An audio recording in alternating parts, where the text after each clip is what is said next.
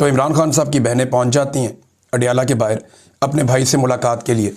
अदालती ऑर्डर्स हैं कि इनकी मुलाकात करवाई जाए, लेकिन फिर इनकी मुलाकात नहीं करवाई जाती क्योंकि आसिम मुनीर साहब ने ज़िद पकड़ी हुई है कि इमरान खान को मैं इमरान खान की बहनों से नहीं मिलने दूंगा और इमरान खान का कोई पैगाम जेल से बाहर नहीं आने दूंगा, क्योंकि इमरान खान के पैगाम के साथ बड़ी एनर्जी भी आती है, उसके पैगाम के साथ बहुत सख्त मौक़िफ़ भी आता है और इमरान खान के पैगाम के साथ पाकिस्तान तहरीक-ए-इंसाफ में एक तहरीक पैदा हो जाती है। लिहाजा आसिम मुनीर साहब ये ख़तरा लेना नहीं चाह रहे। वो पहले ही पाकिस्तान के अंदर बहुत सारी मुश्किलात का शिकार है। एक नई मुसीबत उनके लिए खड़ी हो गई है, वो मैं आपको भी बताता हूँ आसिम मुनीर साहब के साथ क्या हुआ। लेकिन अडियाला के बाहर जो है वो आज फिर ऐसा लगता है कि तमाशा ही लगाया जाएगा। रियासत अगर समझदार हो तो बहनों को भाई से मिलने की इजाज़त दी जाए। दुनिया भर का मीडिया आवाज़ उठा रहा है, सहाफ़ती तंजीमें आवाज़ उठा रही है, अक़वाम मुत्तहिदा आवाज़ उठा रहा है। दुनिया के जितने भी इम्पॉर्टेंट लोग हैं वो ये जानते हैं कि इमरान खान के साथ ज़्यादती की जा रही है। आलमी मीडिया इन चीज़ों को एक्सपोज कर रहा है, लेकिन इसके बावजूद अडियाला के बाहर हर मंगल को तमाशा लगा दिया जाता है, हर जुमेरात को तमाशा लगा दिया जाता है। और अब इमरान खान साहब की बहनें लगातार कई महीनों से नाकाम होती चली जा रही हैं। गो कि एक मुलाकात 2 दिसंबर को हो पाई थी, मुख्तसर मुलाकात, और उससे पहले और उसके बाद अब तक लगातार इमरान खान साहब को कैद तन्हाई में रखा गया। अब इमरान खान साहब को आज मिलवाया जाता है या नहीं मिलवाया जाता ये तो पता चलेगा, लेकिन पाकिस्तान तहरीक-ए-इंसाफ ने तहैया किया कि वो कारकुनों को बड़ी तादाद में लेकर जाएंगे और कारकुन अडियाला जेल के बाहर मौजूद रहेंगे और इमरान खान की बहनों के साथ इज़हार यकजहती करेंगे। और इमरान खान की बहनें क्या करेंगी, वो हमेशा से बताती आई हैं कि हमें गिरफ्तार करना है, पकड़ना है पकड़ लें, जो करना है आप करें, लेकिन हम अपने भाई के लिए निकलते रहेंगे। अब वो बहनें, उनका पॉलिटिकल तो कोई है नहीं करियर, ना माजी में था। जब इमरान खान वज़ीर आज़म था तब भी आपने देखा कि उनका कोई हैसियत नहीं थी। अगर इमरान खान वज़ीर आज़म था और उनकी बहनों ने कुछ किया होता तो आज उन्हें जेलों में डाला होता। इमरान खान की पूरी फैमिली के ऊपर किसी के ऊपर करप्शन का कोई एक मुकदमा ही नहीं है। इमरान खान के ऊपर भी जो मुकदमा हैं वो आप अच्छी तरह जानते हैं उनकी हैसियत क्या है। बहरहाल ये अडियाला जेल के बाहर आज फिर जब मैं ये वीडियो रिकॉर्ड कर रहा हूं तो मुझे इस बात का अंदाज़ा है कि हुकूमत क्या सोच रही है, क्योंकि तारिक फजल चौधरी साहब ने कहा कि 8 फरवरी तक इमरान खान साहब की मुलाकातें नहीं हो पाएंगी। 8 फरवरी वो दिन है जिस दिन पाकिस्तान तहरीक-ए-इंसाफ का मैंडेट छीना गया था, जिस दिन अवाम के मैंडेट के ऊपर पाकिस्तान की मिलिट्री एस्टेब्लिशमेंट ने डाका डाल के आसिम मुनीर साहब ने पीपल्स पार्टी और PMLN की हुकूमत बना दी थी, जबकि पाकिस्तान तहरीक-ए-इंसाफ की 2/3 अक्सरियत को छीन लिया गया था। और ये पाकिस्तान की तारीख में मैंडेट पे पड़ने वाला अब तक का सबसे बड़ा डाका है। तो ये 8 तारीख तक कोई तारीख ना चल जाए, कोई मामला ना हो जाए, लिहाजा कोशिश की जाएगी कि कुछ भी करके इमरान खान साहब की मुलाकात ना करवाई जाए। ये बात कह रहे हैं कौन? तारिक फजल चौधरी साहब, जो हुकूमत का हिस्सा हैं और इस्लामाबाद से फार्म 47 के MNA भी हैं। नाज़रीन, इसके साथ साथ बरतानिया में भी एहतजाज की कॉल दी गई है। पहले ये कॉल ISF ने दी थी और अब पाकिस्तान तहरीक-ए-इंसाफ इसका हिस्सा बन गई है। इस पे जो है वो सज्जाद बरकी साहब, जो बैनुल अक़वामी पाकिस्तान तहरीक-ए-इंसाफ की तंजीम है उसको लीड करते हैं, उन्होंने पैगाम भी जारी कर दिया है। और ये अब जो बरतानिया में पाकिस्तान के जो फ़ॉरेन ऑफिसेज़ हैं, जो वहाँ पे जो बरतानिया में पाकिस्तान की हाई कमीशन के दफ्तर हैं या एम्बेसी है, उसके बाद ये एहतजाज करने के लिए जाएंगे। और लंदन में एक बड़ी कॉल है, बाकी जगहों पे कॉल है कि जनाब यहाँ पे धरना दिया जाएगा। देखिए, पाकिस्तान का और बरतानिया का 5 घंटे का टाइम का फ़र्क है। तो जिस वक्त इमरान खान साहब की बहनों ने अगर धरना दिया और 5 बजे तक मुलाकात ना करवाई गई तो बरतानिया में दोपहर के 12 बजे होंगे। और अगर ये लोग वहाँ पर एहतजाज करेंगे तो जब तक इमरान खान साहब की बहनें अडियाला जेल के बाहर बैठेंगी तब तक ये लोग यहाँ पे बैठ के धरना देंगे और पूरी दुनिया को ये बताएंगे कि जनाब हमने धरना इसलिए दिया हुआ है कि पाकिस्तान में अडियाला जेल के बाहर एक धरना चल रहा है और वहाँ पे इमरान खान साहब की उनकी बहनों से मुलाकात नहीं करवाई जा रही और ये पाकिस्तान की रियासत इसके अंदर मुलव्वस है। और इमरान खान साहब ये कहते हैं कि आसिम मुनीर की ईमा के ऊपर हो रहा है और जेल में बैठा हुआ एक कर्नल ये कर रहा है।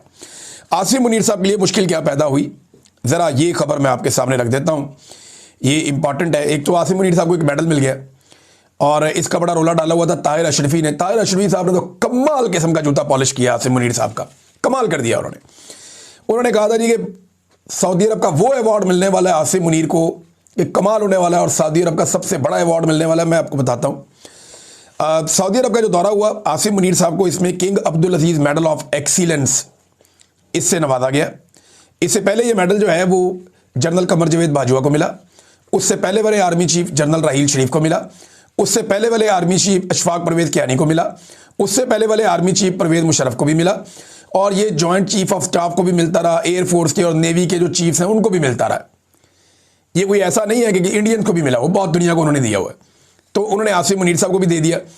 लेकिन जिस तरह गेम चुक दी थी ना ताहिर अशरफी साहब ने, उसी तरह मौलवियों ने अब ताहिर अशरफी साहब की मंजी ठोक दी है। ताहिर अशरफी साहब बहुत बुरी तरह फंस गए। ये मौलवी दरबारी मौलवी है और इसने जनाब गेम चुकी हुई थी आसिम मुनीर साहब की। मैं आपके हाथ पे बैत करना चाहता हूँ, मेरे साथ कुछ 30 लाख तलबा है। ये ताहिर अशरफी को मैं चैलेंज करता हूँ, ये 30 लाख तलबा छोड़ दे, ये 30,000 तलबा गिनवा दे। 30 लाख तलबा तो बहुत दूर की बात है, ये 30,000 तलबा या 3 लाख तलबा ही गिनवा दे। ये बुला ले, तलबा को बुला ले, किसी जगह पे इकट्ठा कर ले, अपनी ताकत भी इस्तेमाल कर ले। ये नहीं कर पाएगा। वजह यह है कि जो उलमा इकराम के जिस तबके को या जिस फिरके को ये नुमाइंदगी करता है वो इसको ओन ही नहीं करते। वो जो उलमा इकराम है वो इकट्ठे हुए और उन्होंने एक बड़ा इकट्ठ करके एक बहुत बड़ा पैगाम दिया, और ये पैगाम जनाब आया है उलमा का एक बड़ी कॉन्फ्रेंस में, जहाँ पे मुफ्ती तकी उस्मानी साहब थे, मौलाना फजल रहमान साहब थे, मुफ्ती मुनीबुर रहमान साहब थे, शुजाउद्दीन शेख साहब थे, साहबजादा अबुल खैर ज़ुबैर साहब थे और इब्तिसाम इलाही ज़हीर साहब थे। वहाँ पे खड़े होकर ना उलमा इकराम ने ये भी सवाल उठाया, जो देवबंद उलमा इकराम है। उन्होंने कहा जी, वो कहता है जी कि मैं बैत करता हूँ आर्मी चीफ के हाथ के ऊपर, और वो कहता है जी 30 लाख तलबा और उसातिज़ा मेरे साथ हैं, तो बताओ क्या वो हमारा नुमाइंदा है, क्या वो आपका नुमाइंदा है? तो लोगों ने कहा नहीं, वो हमारा नुमाइंदा नहीं है। तो ताहिर अशरफी साहब को जनाब फारिग कर दिया। वो बेचारे अकेले ही, उन्होंने गेम चुकी हुई है और बिला वजह ज़बरदस्ती के पाकिस्तान के उलमा के नुमाइंदे बने हुए हैं। अब उलमा इकराम ने क्या कहा, एक तरफ ताहिर अशरफी है जो एक लफ्ज़ बोल, ताहिर अशरफी है, बहुत सारे और मौलवी भी हैं जो एक लफ्ज़ बोलने को तैयार नहीं है इस्तिस्ना के ऊपर, जो एक लफ्ज़ बोलने के लिए तैयार नहीं है इद्दत जैसे घटिया केस के ऊपर, जो एक लफ्ज़ बोलने के लिए तैयार नहीं है पाकिस्तान की अफवाज के साथ जो इस वक्त किया जा रहा है और जिस किस्म के मुआहदे आलमी सतह पे किए जा रहे हैं उसके ऊपर वो बात करने को तैयार नहीं है, डरे रहते हैं, सहमे रहते हैं। एक तरफ कुछ उलमा इकराम बात कर भी देते हैं, मैं बल्कि शाबाश देना चाहूँगा, काफ़ी मैंने तनकीद भी की इन पे, लेकिन जब मौलवी अच्छा काम करे तो उसको शाबाश भी मिलनी चाहिए। इसमें जो एक स्टेटमेंट दिया है मुफ्ती मुनीबुर रहमान साहब ने, मुफ्ती मुनीब ये वही मौलवी साहब हैं जो हमेशा अपनी खिदमात एस्टेब्लिशमेंट के आगे पेश कर देते हैं, लेकिन हालात एस्टेब्लिशमेंट ने इनके लिए इतने मुश्किल कर दिए कि इनको भी अब स्टेटमेंट देना पड़ा। क्रेडिबिलिटी मौलवियों की ख़त्म हो गई है ना।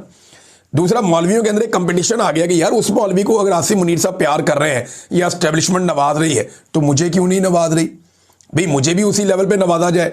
तो ये मौलवी नाराज़ भी हो जाते हैं इस चक्कर में, सबको राज़ी नहीं रखा जा सकता। बहरहाल मुफ्ती मुनीर साहब कहते हैं कि नबी ने ना किसी खलीफा राशिद ने इस्तिस्ना मांगा, हुक्मरानों को सबक सीखना चाहिए। यानी इस्तिस्ना के खिलाफ मुफ्ती मुनीब का स्टेटमेंट आ गया। तो इन्होंने कहा जनाब हमारे हुक्मरानों को सबक सीखना चाहिए, और मजलिस इत्तेहाद उम्मत पाकिस्तान के तहत मुशावरती इल्मी इज्तिमा से खिताब करते हुए मुफ्ती मुनीब ने कह दिया, मदारस के बारे में बात की और बाकी चीज़ों के बारे में बात की, और साथ ही उन्होंने ये कहा कि जनाब ये इस्तिस्ना जो है ये ठीक चीज़ नहीं है, ये ज़्यादती है, ये गलत है, ये नहीं होना चाहिए। इसके ऊपर जो तफसीली स्टेटमेंट है वो ये है कि 27वीं तरमीम में सदर मुमलिकत और अफवाज पाकिस्तान के बाज़ आला मनासिब पर फायज़ अफराद को ताहयात इस्तिस्ना दिया गया जो कुरान करीम के बिल्कुल ख़िलाफ़ है। इस तरमीम को मनसूख किया जाए। अब ये सारे उलमा इकराम मिलकर कह रहे हैं। अब सवाल ये पैदा होता है कि मौलवियों ने तो एक तरह का दे दिया फतवा, इसमें मुफ्तियान इकराम भी हैं, और वो इसको कुरान पाक से मुतसादिम करार दे रहे हैं कि जनाब कुरान पाक में कुछ और है और यहाँ पे कुछ और है। अब आसिम मुनीर साहब जो है वो हाफ़िज़ कुरान है, तो कुरान पाक के हाफिज़ हैं वो, इसके बावजूद कुरान पाक की तालीमात की खिलाफ वर्जी वो कैसे कर सकते हैं? वो एक ऐसा इस्तिस्ना कैसे ले सकते हैं जो गैर शरई है और गैर इस्लामी है और कुरान पाक की तालीमात के मुनाफी है? वो कैसे एक ऐसा इस्तिस्ना ले सकते हैं? इस पर बड़ी लंबी चौड़ी बात की वहाँ पे उलमा इकराम ने, और उन्होंने इज्तिमाई तौर पे इसके बारे में कुरानी आयात का हवाला दिया, अहादीस का हवाला दिया और इस्लाम की मिसालों का हवाला दिया। उन्होंने खुलफाए राशिदीन की मिसालों का हवाला दिया। ये भी उन्होंने कहा कि जी बुनियानुल मरसूस जो एक ऑपरेशन इंडिया के ख़िलाफ़ हमारी लड़ाई हुई उसकी हम तारीफ़ करते हैं, लेकिन ये इस्तिस्ना देना ये शायान शान नहीं है। बल्कि किरदार पर धब्बा लगाने के मुतरादिफ है। यानी फील्ड मार्शल के या मिलिट्री के किरदार के ऊपर एक धब्बा लगाने के मुतरादिफ है। ये नहीं किया जाना चाहिए। ये इजलास मुतालबा करता है कि इस तरमीम को मनसूख किया जाए या कौमी मुशावरत और पार्लियामेंट के इत्तफाक से दस्तूर पाकिस्तान की रूह के मुताबिक इसे ढाला जाए, क्योंकि दस्तूर किसी कौम और मिल्लत का इजमाई मीसाक होता है। देखें, पाकिस्तान के आइन में लिखा है कि इस आइन में कोई भी चीज़ इस्लामी तालीमात से मुनाफी नहीं शामिल हो सकती। कोई तरमीम ऐसी नहीं हो सकती जो इस्लाम की शरीयत की बुनियादी रूह से मुतसादिम हो। लिहाजा ये तो काम हो गया। अब उलमा इकराम ने कह भी दिया। अब देखते हैं कि बाकी ये उलमा इकराम इसके ऊपर कोई तहरीक चलाते हैं या डंडे से डर के चुप करके बैठ जाते हैं, इसके ऊपर हम नज़र रखेंगे। लेकिन मौलवी रल के पै गए आसिम मुनीर साहब को कि जनाब आपका इस्तिस्ना गलत है। अब जरा वो जो है सदर पाकिस्तान ना 3 में ना 13 में, उसको तो लेना देना ही कोई नहीं। उसको आप इस्तिस्ना दे दें ना दे दें, वो जरा क्या कर सकता है। जितनी देर बैठा है उतनी देर इस्तिस्ना है। जब वापस जाएगा सियासतदानों पे केस बनते रहते हैं, जरदारी पे फिर केस बन जाएंगे और कई सही बन जाएंगे, कई गलत भी बन जाएंगे। एस्टेब्लिशमेंट ने बाजू मरोड़ना होगा, गलत भी बना देगी।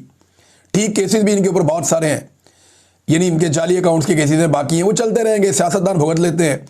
लेकिन असल मामला जो है वो फील्ड मार्शल का है, क्योंकि यहाँ पे ना बहुत सारी ऐसी चीज़ें हुई हैं जो आइन के खिलाफ हुई हैं, और जो आइन की खिलाफ वर्जी करते हैं या अपने हलफ की खिलाफ वर्जी करते हैं उन पर आर्टिकल 6 लगता है। तो इस बात का खदशा है कि अगर पाकिस्तानी किसी दिन खड़े हो गए तो एक नया प्रॉब्लम आ जाएगा। बहरहाल ये जनाब खबर थी कि मौलवी खड़े हो गए हैं, मैंने आपको बता दी। एक और चीज़ है, ये खबर आई है और राइटर्स ने दी है कि मुलाकात जो की फील्ड मार्शल आसिम मुनीर ने एक और फील्ड मार्शल से, जो लीबिया का फील्ड मार्शल है, उसका नाम है खलीफा हफ्तार। ये जो फील्ड मार्शल खलीफा हफ्तार है, उसका बेटा है सद्दाम हफ्तार खलीफा। ये लेफ्टिनेंट जनरल बना हुआ है 34 साल की उम्र में। मैं आपको ये बता देता हूं कि ये बाप बेटा इसराइल के साथ पहले ही अंदर खाते ताल्लुकात बना चुके हैं। 2023 की ये खबर है कि 23 दिसंबर को ये बिन गुरियन एयरपोर्ट है, बिन गुरियन एयरपोर्ट, ये इसराइल का एक एयरपोर्ट है, वहाँ पे एक प्राइवेट जेट था, फ्रांसीसी जेट था, उसके अंदर ये जो सद्दाम हफ्तार खलीफा है, जो बेटा है लीबिया के फील्ड मार्शल का, ये इसराइल के एक एयरपोर्ट पे उतरा और इसराइली अखबारात की खबरों के मुताबिक इसने इसराइली इंटेलिजेंस एजेंसीज के साथ और उनके ऑफिशियल्स के साथ मुलाकातें की, और इन मुलाकातों में इसने अपने वालिद का पैगाम पहुंचाया और इसने कहा जी कि हमें सपोर्ट चाहिए इसराइल की, और उसके बदले में हम इसराइल के साथ ताल्लुकात नॉर्मलाइज करेंगे और इसराइल के साथ कोऑपरेट करेंगे। अब जनाब आसिम मुनीर साहब की इसके साथ भी मुलाकात हो गई और यहां से खबर आई कि पाकिस्तान इन्हें $4 अरब का असला देगा। हालांकि अक़वाम मुत्तहिदा ने लीबिया पे पाबंदी लगाई हुई है कि इनको असला नहीं दिया जा सकता।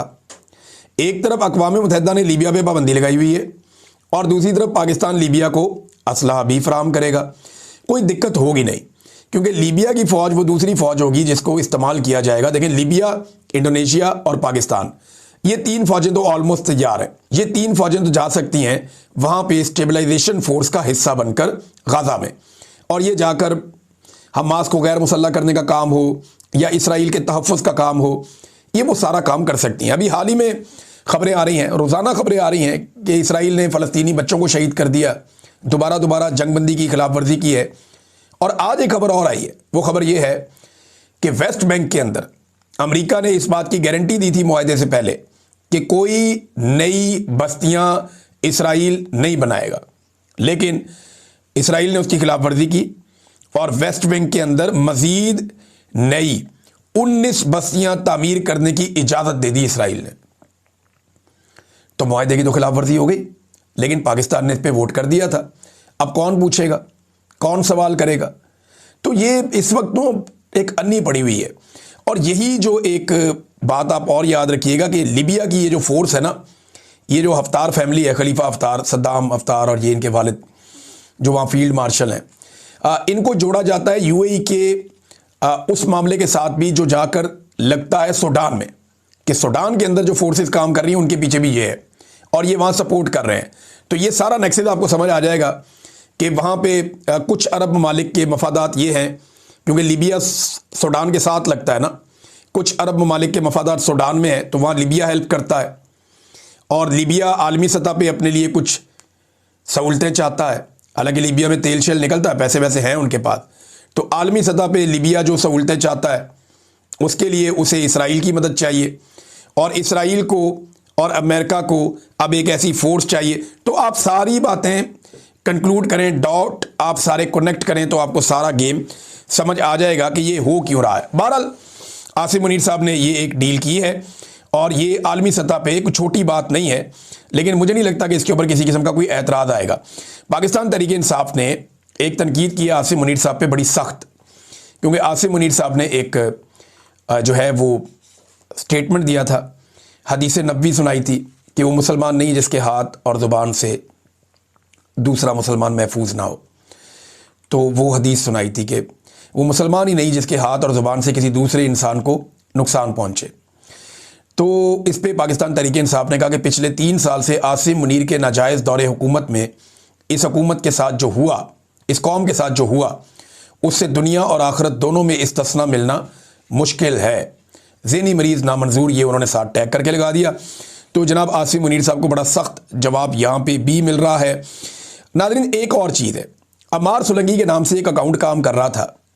जैसे ही फ़ौज से ताल्लुक़ रखने वाले लोगों ने इसको बेनकाब किया और उन्होंने बताया कि जनाब ये तो ISI चला रही है, और इसको जोड़ा गया जाकर किसके साथ, मेजर जनरल फैसल नसीर के साथ जोड़ा गया। क्योंकि आखिरी जो ट्वीट हुआ है ना वो इस तरीके का हुआ है कि जैसे फैसल नसीर साहब जवाब दे रहे हैं अफसार आलम साहब को, और उसके फ़ौरन बाद ये अकाउंट एक्स के ऊपर से, ट्विटर के ऊपर से गायब कर दिया गया। अकाउंट गायब करने का मकसद क्या है? मकसद जो मुझे समझ आ रहा है वो ये है कि इस अकाउंट ने, क्योंकि अब ये तो कंफर्म हो गया कि ये ISI का अकाउंट था, ये बताया गया ना, और बताया भी अंदर के लोगों ने बताया कि जनाब ये ISI का अकाउंट है, ISI के ऑफिसर इसको चला रहे थे। तो इससे चंद चीज़ें कंफर्म हो गई कि ISI का अकाउंट है, ISI जाली अकाउंट भी चलाती है। हम बाकी जाली अकाउंटों को सर पकड़ के बैठे होते हैं कि यार ये क्या चल रहा है अजीबोगरीब, किसी बंदे की पहचान नहीं है, कोई कुछ भी कह सकता है। तो लोग तो बेचारे अपनी जान बचा रहे हैं, ISI किससे जान बचा रही है अपनी? उन्हें क्या ज़रूरत है जाली अकाउंट की? भाई दूसरा बंदा तो ये जस्टिफिकेशन दे देता है ना कि ना मामला ये है कि मैं अपनी असल शक्ल में सामने आ गया तो मुझे उठा के नंगा करके मारेंगे। तो ISI को ऐसे जाली अकाउंटों की क्या ज़रूरत है? इससे पहले उम्मे हरीम का अकाउंट एक पकड़ा गया था, कुछ और भी पकड़े गए थे। तो अब ये अमार सुलंगी का अकाउंट गायब कर दिया गया। गायब करने के पीछे जो रीज़न समझ आता है वो ये है कि इसने बहुत धमकियाँ दी हुई हैं। तो वो जितनी धमकियाँ हैं ना वो ISI के खाते में जानी थी, नंबर 1, ताकि कोई स्क्रीनशॉट ना ले, कोई चीज़ें इकट्ठी ना करे, नंबर 1। नंबर 2, ये भी देखा जा रहा था, यानी मुझे भी धमकियाँ दी थी इस अकाउंट ने, बाकायदा मुझे भी धमकियाँ दी थी, और भी जर्नलिस्ट हैं जो पाकिस्तान के अंदर हैं, पाकिस्तान के बाहर हैं, उन्हें भी धमकियाँ दी थी। इन्होंने ईमान मज़ारी को भी धमकियाँ दी थी, हादी अली चट्ठा साहब को भी धमकियाँ दी थी, इमरान खान साहब को भी धमकियाँ दी थी, उनकी बहनों को भी धमकियाँ दी थी। ये अकाउंट जो कहता था ना थोड़े दिनों के बाद वो हो जाता था। तो इससे भी ये साबित होता है कि वाकई जो अंदर के लोगों ने खबर निकाली और बताया और पोल खोल दिया कि ये ISI का अकाउंट है, तो हो सकता है कि ये ISI का ही अकाउंट हो, लेकिन इसका नेक्सस ना पकड़ा जाए कि कौन कौन इस अकाउंट को सबसे पहले रीट्वीट करता था, कौन कौन इसको सबसे ज़्यादा फॉलो करता था, कौन कौन दावेदार था और इसकी तारीफ़ें करता था, वो कौन लोग हैं, कौन से सहाफ़ी हैं जो इसके साथ बहुत जुड़े हुए थे। चंद लोग तो सामने आ गए हैं, लेकिन अकाउंट को फौरी तौर पे गायब कर दिया गया। अब देखते हैं कि आने वाले वक्त में से क्या होता है। लेकिन अमार सुलंगी नामी इस अकाउंट ने 3 साल तक पाकिस्तानियों को और सियासी मुखालिफिन को धमकियां लगाई हैं, और आज उनके लोग बता रहे हैं कि ये तो ISI का अकाउंट है। नाज़रीन तवज्जो इस तरफ है, आप अंदाज़ा करें पाकिस्तान में ना तवज्जो हमारी एजेंसियों की, हमारे इदारों की इस तरफ है। इंडिया ने हमारा पानी रोका हुआ है, पाकिस्तान में दहशतगर्दी बढ़ रही है, पाकिस्तान के अंदर अजीबोगरीब तहरीकें चल रही हैं, लेकिन तवज्जो हमारी कहाँ पे है? जाली अकाउंट्स बना लो, ये काम कर लो, वो काम कर लो, पॉलिटिकल अपोनेंट्स को दबा लो, इमरान खान को तोड़ लो, इमरान खान से किसी तरह माफ़ी मंगवा लो, एक पॉलिटिकल पार्टी को कुचल दो, इलेक्शन चोरी कर लो। तवज्जो हमारी यहाँ पे है। हालत पाकिस्तान की ये हो गई है कि कुव्वत ख़रीद के ऊपर ये एक डाटा है मेरे पास, और ये डाटा क्या बता रहा है? ये डाटा बताता है कि एक एवरेज पाकिस्तानी की जो परचेजिंग पावर है या उसकी जो कुव्वत ख़रीद है वो 58% तक कम हो गई है इमरान खान के दौर से लेकर अब तक। यानी मार्च 2022 में जितनी चीज़ें आप 20,833 रुपये में ख़रीद सकते थे, उतनी चीज़ें आज आपको 50,000 रुपये की मिलती हैं। कुव्वत ख़रीद कितनी कम हो गई। यानी मैं और सिंप्लीफाई करूं कि आज जो 50,000 रुपए हैं वो उस वक्त 20,833 थे। यहां से आप अंदाजा करें कि आम आदमी की कुव्वत खरीद को इन्होंने कहां से कहां पहुंचा दिया, और लोगों की जो आमदन है उसके अंदर इजाफा नहीं हुआ। महंगाई में इजाफा हुआ, कुव्वत खरीद कम हो गई, लेकिन आमदन में इजाफा नहीं हुआ। ये पाकिस्तानियों के साथ जुल्म किया गया। अगर आमदन भी साथ साथ बढ़ती रहती ना तो कोई मसला नहीं था। ये जिस मुल्क में मैं रहता हूँ यहाँ पे चीज़ें बहुत महंगी हैं, लेकिन लोगों को बहुत पैसे मिलते हैं, लोग बहुत पैसे कमाते हैं। एक आदमी एक दिन में लगभग यहाँ पे अगर काम करे 8 घंटे तो मेरे ख्याल में पाकिस्तानी कोई 35 से 40 हज़ार रुपया कमा लेता है। एक नॉर्मल आदमी की बात कर रहा हूँ, अगर 8-9 घंटे काम करे यहाँ पे तो पाकिस्तानी 35 से 40 हज़ार रुपया वो ये कमा लेता है यहाँ पे इस मुल्क में। तो अगर वो 20,000 रुपया डेली खर्च भी कर देता है तो कोई फ़र्क नहीं पड़ता।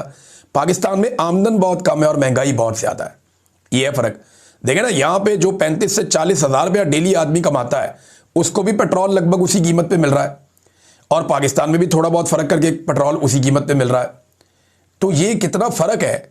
जब आमदन आप नहीं बढ़ा सके लोगों की तो आपने उनकी कुव्वत खरीद कम कर दी, और ये पाकिस्तान के साथ हो रहा है। जहाँ तवज्जो देनी थी वहाँ पाकिस्तान की हुकूमत ने तवज्जो नहीं दी, और जहाँ नहीं देनी थी वहाँ पे एजेंसियों ने भी हाथ धो के तबाही फेर दी। अब तक के लिए इतनी, अपना ख्याल रखिएगा, अपने चैनल का भी। अल्लाह हाफ़िज़।